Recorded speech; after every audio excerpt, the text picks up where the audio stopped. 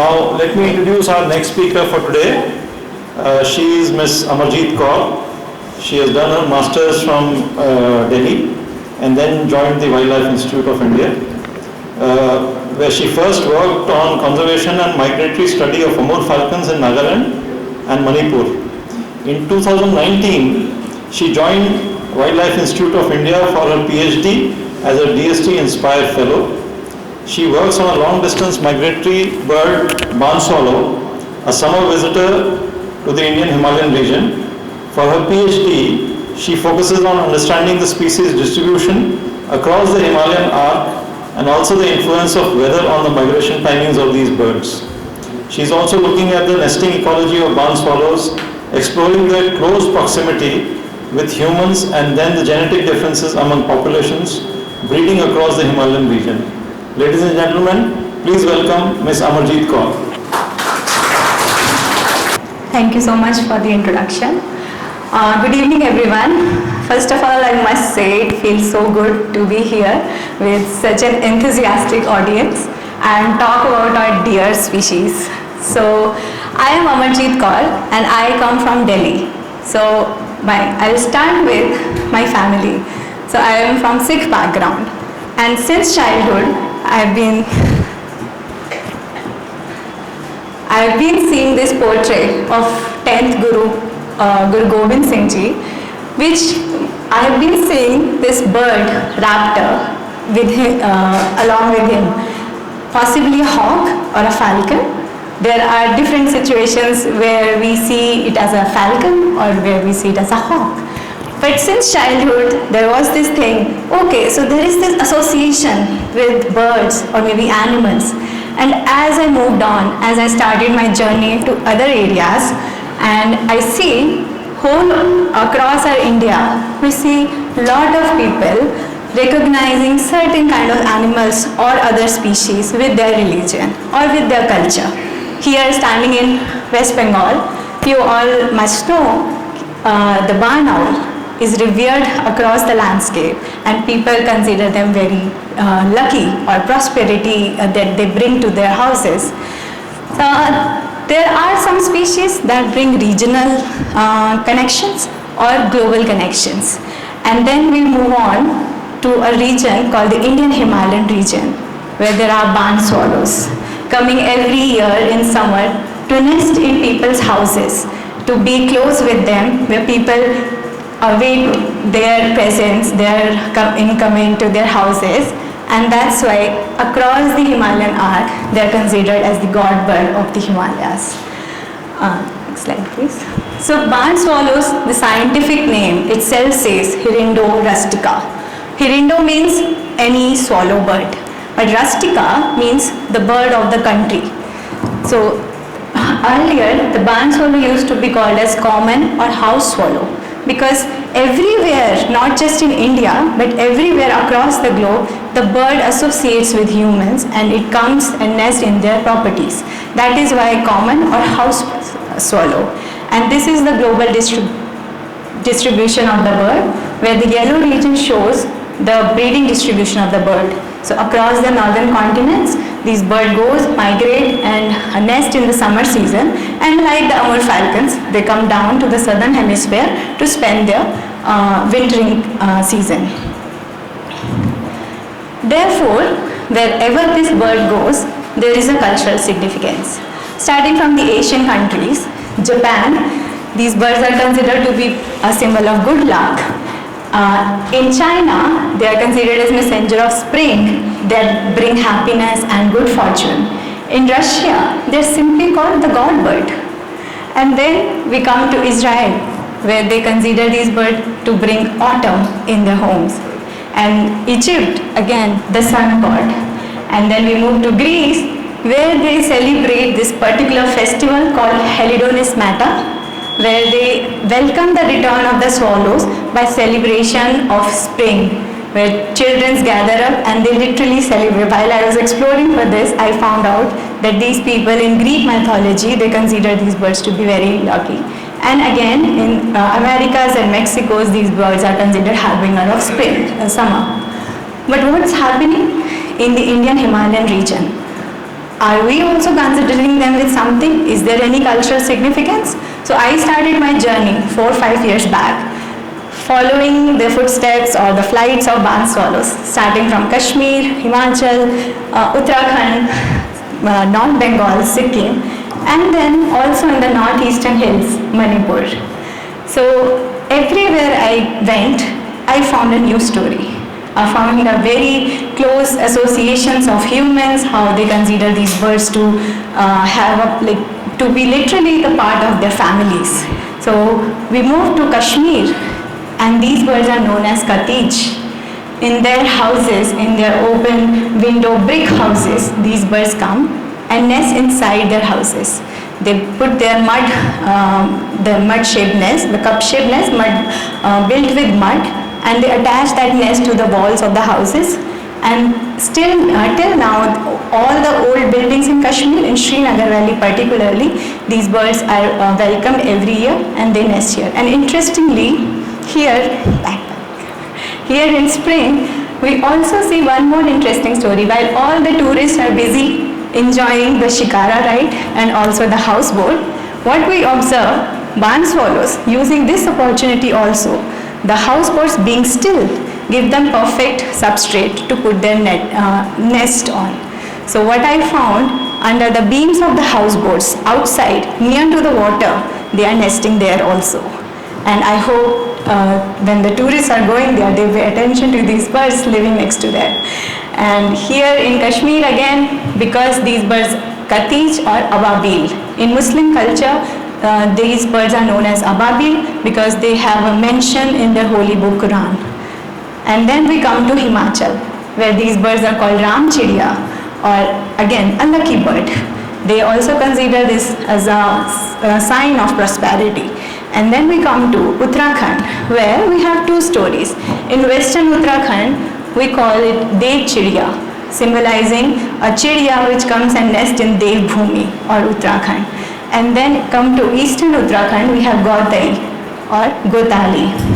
And here in North Bengal and Sikkim, the bird is again called Gautali. A little spelling different, and we have this bird coming from eastern Uttarakhand, Nepal and Sikkim, named as Gautali. And then this is the Himalayan story, and we have one more population nesting in the northeastern hills in Imphal Valley. We have these birds known as Sambrang, completely different name, Sambrang, where people think that these birds give them sign how to build their own houses properly.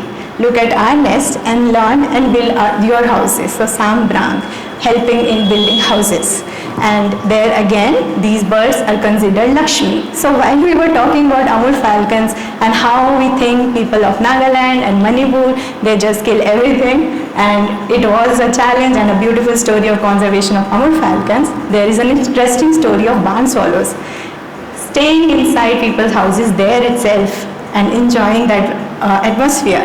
Those people do not harm these birds because they also consider them to be lucky. And what is interesting is only in the Imphal Valley these birds are nesting, not in the mountains, not in the hill surroundings, the Imphal Valley. Like the way we see in Kashmir, Himachal, Uttarakhand, here also we go higher up, then only we see barn swallows nesting. But here in Manipur, they are nesting very low and they do not migrate there. They are resident. That is another aspect of this story. So the question is, but why barn swallows? There are many majestic birds out there. You all are bird watchers. You get excited about different birds, cuckoos and everything. But why barn swallows?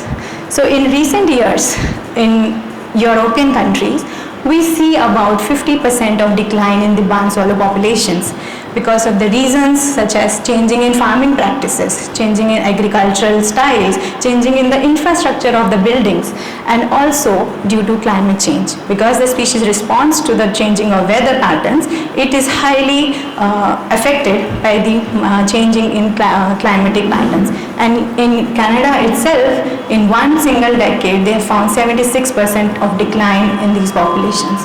But what is happening in India? We do not know. So given these, the Himalayan chain, the mountain range is relatively recent compared to other mountains, we suspect the people that have come and occupied the places prominently in the belly color. So the species is same, but there are different subspecies. So total 6 subspecies have been recognized in the world. So in India, what we see is Rustica, Gutteralis and Tytleri. Interestingly, Rustica breeding distribution is all that red region, and till Kashmir valley or maybe in Himachal, we are suspecting that Rustica must be breeding in this region. And in the middle belt of the Himalaya, we have Gutteralis going and nesting in people's houses. And then the Tytleri subspecies is one more interesting subspecies that goes to the Manipur, that goes to the Imphal valley only in winter. So these Tytleri birds are breeding in China, and they are coming down and joining those birds that are breeding in Manipur. They are going there and spending their winters together. But there are different morphological differences. Rustica, you see the species, subspecies having complete white belly, very long tail streamers. Gutteralis, buff belly, but Tytleri completely orange belly. So, next slide. So when I started my research, I explored whether we are also seeing these morphological variations. Whatever is given in literature, that Rustica is in Kashmir, Gutteralis is in Middle Himalaya and Tytleri is there. Are these differences really there? So what we found, samples that we collected from Srinagar had this rufous belly, which is very strange because we were suspecting them to be Rustica, which has white belly.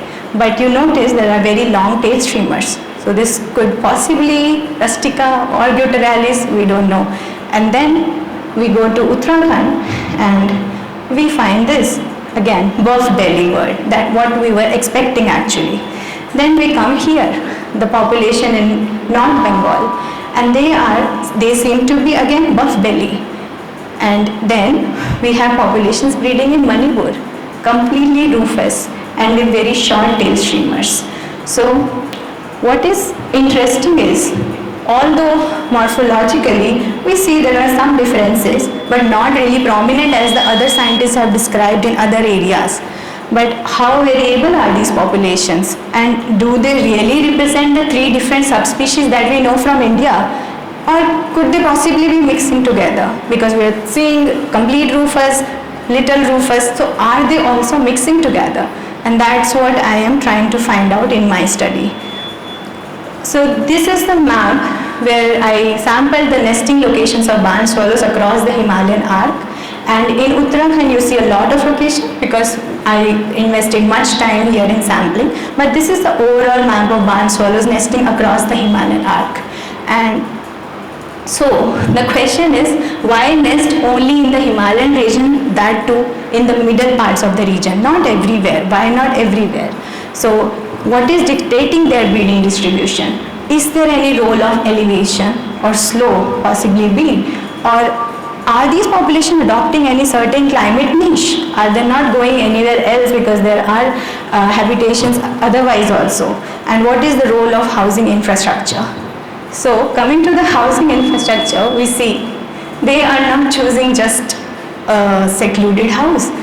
They are there in the busiest shops of Nainital, and they are also choosing the buildings having open access. This picture is from Latpanchal, where this bird is quietly enjoying in a house. And so coming to Uttarakhand itself, we see this is the breeding distribution. The red dots are where barn swallows are nesting. And if we see their elevation range, it is from 1000 to 2000 meter where we expect them to be, or where we see them to be in highest numbers. And when I overlaid it with a climate layer, what I found, they are all seemingly following this dark green region. And this region is tropical region with mild winter, dry winter and short warm summer. So these are preferring these short warm summer regions where they are going and building their nests. So intensive study of their nesting, what I again found, the story of monsoon again comes here. These birds are starting their nesting from Feb or March, and they're finishing off their nesting before July, before the monsoon hits the northern wing, the Himalayan region. So unlike other birds, you see cuckoos are here enjoying the monsoon, but barn swallows, they do not like the monsoon. They just finish off their nesting and start to move down. We are just coming back from North Bengal, and what we see, lots of swallows have already gone from the nesting sites. People are saying they are gone, they are not there, you are late. They are there, but not in many numbers because they are moving down slowly. But what interesting is, these birds do not like to be in the rain because they are highly aerial insectivores. What they have to feed is on aerial insects. So if it rains for constantly for like a month or 15 days, they are deprived of going out and foraging, and they have to feed their young ones before the rain comes. So that is how they are finishing off their nesting. Then what interesting story is, like you all birders, you must be uploading these eBird checklists. So this is what I have used here. So this is the barn swallow distribution across the country. This is a really interesting distribution when we see across the months. So you see start from Feb, then you move to March, April, May, June, and you see the dense locations in the Himalayan region. And as the July starts, the locations are shifting to southern India, and they will get cluttered here. And you also see some locations in Gujarat, in the western coast of India. So where are these birds going after finishing off their breeding? Are they going only to South India, or why are they in Gujarat? If their migration route is to go south, then why are they going to south? Then, so are these birds adopting two migration strategies? So like we see, there are different birds breeding in Kashmir, birds breeding here. So is there any chance that the central birds breeding in the central Himalayan region are going to the southern parts of India, while birds breeding in Kashmir, they are taking oceanic route, they are crossing the Arabian Sea and going into Africa, just like the Amur falcons? Because we are suspecting this, because the European populations, barn swallow populations breeding in the European countries, they migrate down to Africa, and this could also possibly be doing that. There's such a small bird making the long distance. So again the question whether they are going Africa. So to understand this, we first do is try and capture them, put rings on their legs and see where are these birds going. Are they coming back to the same nest? Are they using the same nest for next generation and all? So this is a bird captured in a mist net, and then we process the bird, we take certain measurements, and that is how we are going to compare the populations across the range, how different they are morphologically. And then we take the public, we take the people which are inhabiting barns, or who are inhabiting barn swallows in their houses, and release the birds alongside them. And this is a picture from Uttarakhand. So the ringing we did in Uttarakhand last year, and these are a picture from this year. So these birds came back to the same nest, came back to the same nesting site, showing high site fidelity. As we saw in Amur falcon case, so the migratory birds coming back, they know their places. That's what people say, ki they are the same birds. Because how do they know their nest is down there in the second room of our house and how? And some people are also very much interested in knowing their migration. What I found in North Bengal, serving in Shukya Bokri, one person told me, so they were interested, ki where are these birds going? So they put a thread on their leg, and obviously the thread would come out, and next year there was no thread on the bird's leg, and the lady thought these birds are going and they are not surviving, they are going and dipping into the Kashi river, because they are such a birds of prosperity, and they revere them. They think they are just going into the Kashi river, and next year their young ones are coming and nesting there.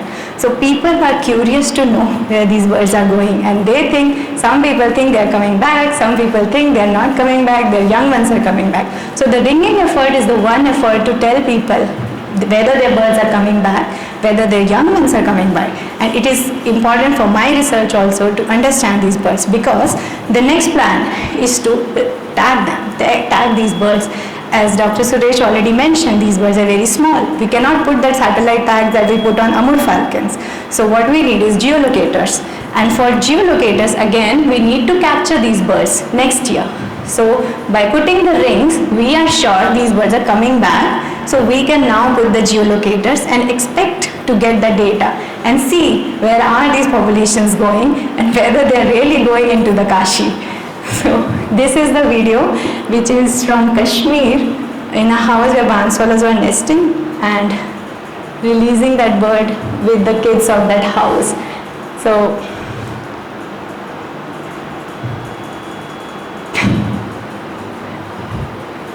and yeah, thank you so much.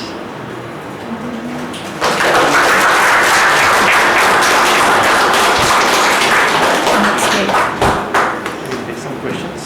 Yeah, if anybody has. We'll take some questions for her. If anybody wants to ask a question regarding Banswal. Yes, please. Okay, 1 second.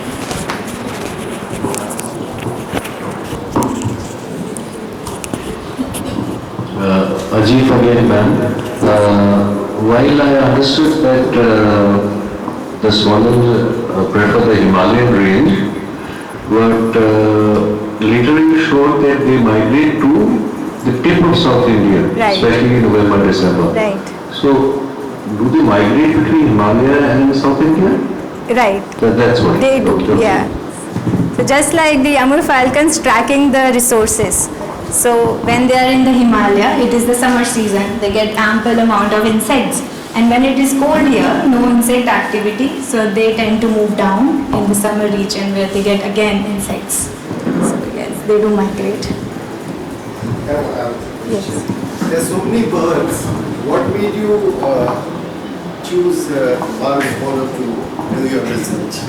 Yes, that's an interesting question. So my journey, as he has already mentioned, started with the Amur falcons. So there I was highly inspired with the migration part of it. And then Dr. Suresh actually introduced me to the barn swallows. And then while reading about the birds, while actually getting to know how closely they are related to humans, no other bird you would see going inside the houses of the people and nesting inside the house. You see sparrows, but they are choosing outside. They are not entering into houses mostly. But these birds have close association with humans that really fascinated me. Yeah. Yes, please. Dr. Badri. Boliye. Motif, I know you very well because while traveling to Dehradun, we keep seeing government things. Okay. But I have two things. One is an experience which I wanted to share. So this was during a trekking trip in Sikkim, where we found that people had placed buckets under their nests in the houses so that they don't dirty the house, but they will not move the nest. Right. Because they consider it auspicious. Right. The question I wanted to ask is that we had taken a trip to the sea. Many of us members, we were looking for pelagic birds in the Bay of Bengal, and what we found were barn swallows over water, which is about 20 kilometers away from land. Yeah. It's something we did not understand. Could you just a little bit more about how this will happen? So that's a very interesting sighting you just told me. So again, the question of where are these birds going? So when the sightings from Gujarat also, people see them, or Dr. Suresh has also seen them flying very close to the sea. So they are actually migrating. They are migrating and using these wings to go and towards Africa. So here in Bay of Bengal again, they are migrating south, possibly to Andamans. Yeah, exactly, Andamans. We see them in Andamans. Like there are sightings of these birds in Andamans in winters. So, yes. Yeah. Yes. So, apart from houses, is there other natural nesting sites where you have found barn swallow nests? Like what happens if there are no houses? Okay, so yes. So before barn swallows actually shifted, so it was never like barn swallows are going into people's houses and nesting inside. Earlier times when there were no houses, they used to nest in caves, in crevices, just like the swifts and some martins. They used to nest like that, but slowly they adapted. So there is a study from Russia where they have shown that as the infrastructure came up, these birds suddenly moved in terms of, because they are getting high protection, they are highly protected from other predators if they are coming and nesting inside. And that is what I found in one of my study sites. So these birds they want nest to be inside of the building, either house or a shop. But if they are devoid of those infrastructures, because slowly people are changing their mindsets and they are not really adapting. So few people, but still they have to go outside and make the nest in the corridors like the red-rumped swallows do. So what happens is there they have this huge competition with house sparrow. I have seen almost all the nests that were outside were taken over by house sparrows. So they are choosing to build nests inside the house to gain extra protection from the predators. And on whole of my surveys, I did not encounter any single nest which was a natural site. They were everywhere in houses or either in shops, and interestingly, not in abandoned buildings. They do not like to be left alone. So they are there in busy shops, in houses, in your bedroom, in your kitchen. We bring some birds inside the kitchen of a person. So they are. So they like human beings. They like human beings. So in the evenings, do they like lie inside the houses and stay overnight? Yes, exactly. So what they do is, very smart birds again, they know the timing of the people. So in Uttarakhand, I found them nesting predominantly in shops. Because they have this sense of security कि shops has to open up by 8 o'clock, they can move out, forage, feed their young ones, and they know when the shopkeeper is going to close the shop. So before it gets dark or before they are going to shut the shutter, they come back and sleep entire night inside the shop safely. And in houses, when they are nesting in houses, wherever the people are keeping their windows open or they have these vents, so those spaces barn swallows are utilizing, but they are staying inside the house. So that is how we capture these birds and put the rings on. Because the night time, perfect time, birds are sleeping, we go inside the houses or shops of people, take their permission, shut the shops, shut the shutter of the property, and then try and capture those birds. One question. Yeah. Does the posture of the bird change when it is sleeping? No, they stay there in the nest. Same posture. So what I've observed, female, if there is an eggs in the nest or there are chicks in the nest, female would stay close to the nest and male would guard somewhere here. Will be, yeah. So if there is a nest, male would be here guarding the nest. Posture remains the same. Posture remains the same. I have one question. Yes. We have shown the distribution map using Right. the IVA data. Right. So we should know that from West Bengal and Kerala people mostly use the IVA and rest of the country is not Exactly. using that much of intention. So how do you have handle the bias? Right. Bias. So, And what we during the winter season? Yes. During the rainy season, people used to not go out and do birding. Exactly. So while exploring this data, I actually encountered these challenges, and there were ways to encounter these challenges and incorporate these biases. So I have done all these steps and then came up with this map which shows the actual distribution. what kind of steps you use for filtering your data? Sorry? What kind of steps you have used to filter your data as per the time duration or Yeah. any kind of public checklist? There is or the exactly. available? Yeah, so I have used complete checklist, the timing of the observation, and again the number of observers, whether there are any duplicates. Exactly. So certain level of checks were there to come up with this map. Here. How many hours does a bird sleep? Sorry, How many hours does a bird sleep? this bird. In general. Okay, in general, how much time do they get? They are very.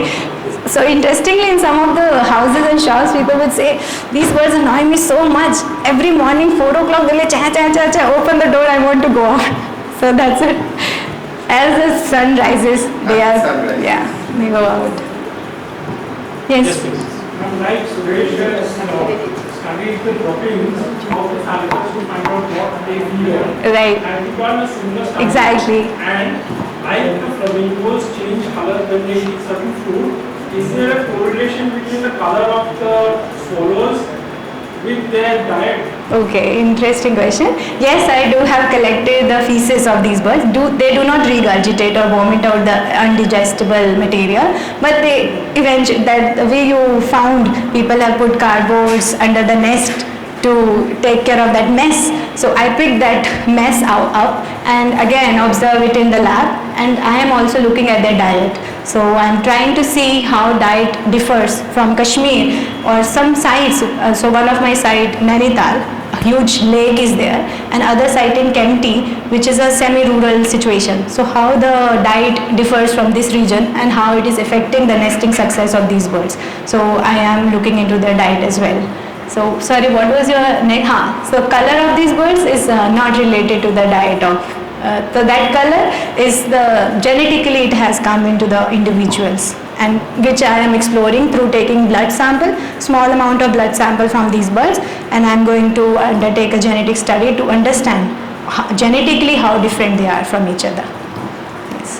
So the nest site preference of these birds elsewhere in the world, is that similar to what you see? Yes, it is very much similar, and that is why we see across the world also people associate with their culture, with their significance, because they come and nest inside their properties. Not really inside, but there they opportunistically find places wherever if there are no opportunities. But the name also came because of that, barn swallows, because they in European countries they are nesting in barns. So that is how. You are using DNA sample. Are you taking it from the blood or From the blood. mitochondrial DNA? Yes, mitochondrial DNA. What results does the blood sample give you? So we have finished the sampling of these birds from across the distribution range of the birds. We just came from Kashmir, then landed here, collected the blood sample. Now I'm going back to the lab and work on these samples and see what are the results. What kind of information? So the information I am expecting is the color variation that I showed you. I want to know this color variation, is it associated with the subspecies that people have recognized? So whether the birds in Kashmir are really rustica, belonging to the rustica subspecies, or whether they are different, whether there is a mix of rustica or gutturale is happening. So these kind of questions I am trying to understand from the blood samples. Yes. Yes. Last question, please. Have you studied the nest material to find out whether there is a uniform usage of the same material throughout? Is it only mud or is it mud and something else? Okay. Yes, so I have not studied in depth for the nesting material, but what I have found is only mud but mixed with straw, the grass straw, the dry grass straws. So they build there is a grass straw and then they put the mud around it. So in Himachal there is one more name for these birds, people call them guthni. That means they are guthna, straw or mud ko saath mein guthna. So that is how. Thank you so much.